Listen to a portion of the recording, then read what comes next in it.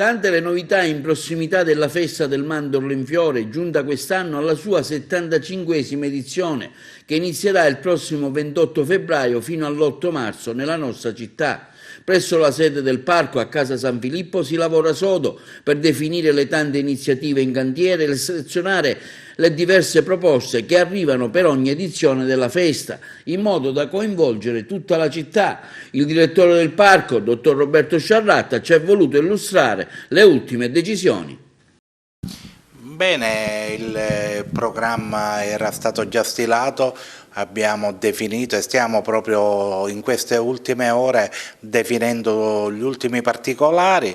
Abbiamo lo strumento ora economico che ci consentirà di perfezionare alcune ipotesi di gara che avevamo già lanciato, soprattutto per quanto riguarda la mobilità o l'accoglienza. Siamo pronti e stiamo lavorando per portare a termine ovviamente una manifestazione che quest'anno avrà il risalto che giusto meritava, essendo ricadente all'interno delle celebrazioni per i 2600 anni di nascita della città. Ecco, relativamente al percorso ci sono istanze per fare passare della via Manzoni, insomma, il corteo. Cosa ci può confermare in merito?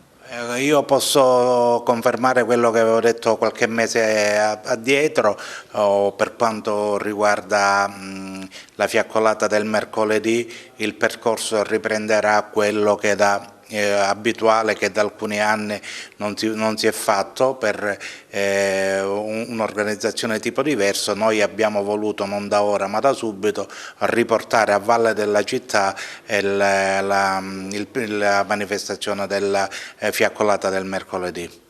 Ecco, parliamo del biglietto. Quest'anno c'è questa novità. Come si svolgerà, come si snoderà l'iniziativa? Cosa deve fare un turista di fuori che vuole venire e vedere lo spettacolo?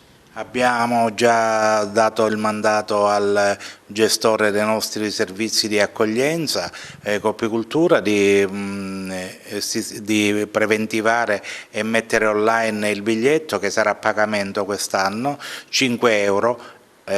Contrariamente a quello che ho visto su alcuni organi di stampa, non è compreso il biglietto della navetta, che sarà a parte e di cui il parco archeologico non è assolutamente organizzatore. Noi siamo organizzatori dello spettacolo, che abbiamo previsto che possa essere prenotato online al costo diciamo molto economico di 5 euro. Questo potrebbe garantire, rispetto al passato, soprattutto l'anno scorso,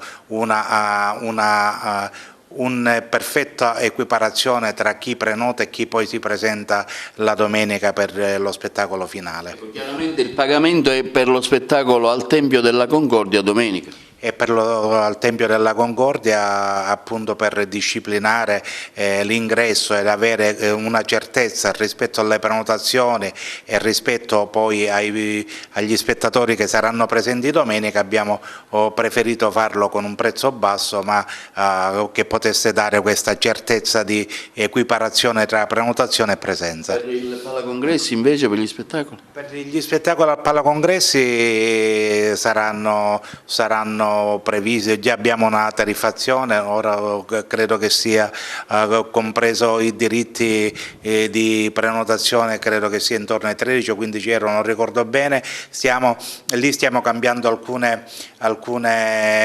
un po' il programma, perché il Comune, la Fondazione Teatro Pirandello aveva in primo momento dato la disponibilità per alcuni spettacoli che per una logistica improponibile non siamo in grado di sostenere, quindi abbiamo riportato gli spettacoli che riguardavano il patrimonio immateriale dei gruppi che sono portatori, li abbiamo diciamo orientati a essere effettuati al Palacongressi. Sono queste le ultime cose che stiamo affinando. Un'ultima domanda: ci sono tante attività collaterali importanti che serviranno ad animare un po' le varie strutture agrigentine. Ecco, brevemente quali? Beh, noi abbiamo previsto, come abbiamo detto fin dalla conferenza di presentazione, riportare il Festival del Mandorlo in città, quindi ci saranno non solo questa specie di connubio, di conoscenza tra portatori di culture diverse e popolazione attiva della città, che sarà presente anche nei quartieri periferici, per cui il Mandorlo incontrerà gli abitanti di Monserrato, gli abitanti di Fontanelle, gli abitanti di Villaggio Peruzzo, gli abitanti di Villaggio Mosè. Abbiamo pensato proprio di allargare la conoscenza e il motivo che loro portano con le loro esibizioni, di farlo, diciamo, rivivere anche all'interno della città. Poi e nei luoghi satelliti poi abbiamo previsto un'esibizione per i giovani il sabato sera dopo lo spettacolo del Palacongressi a Piazza Cavour.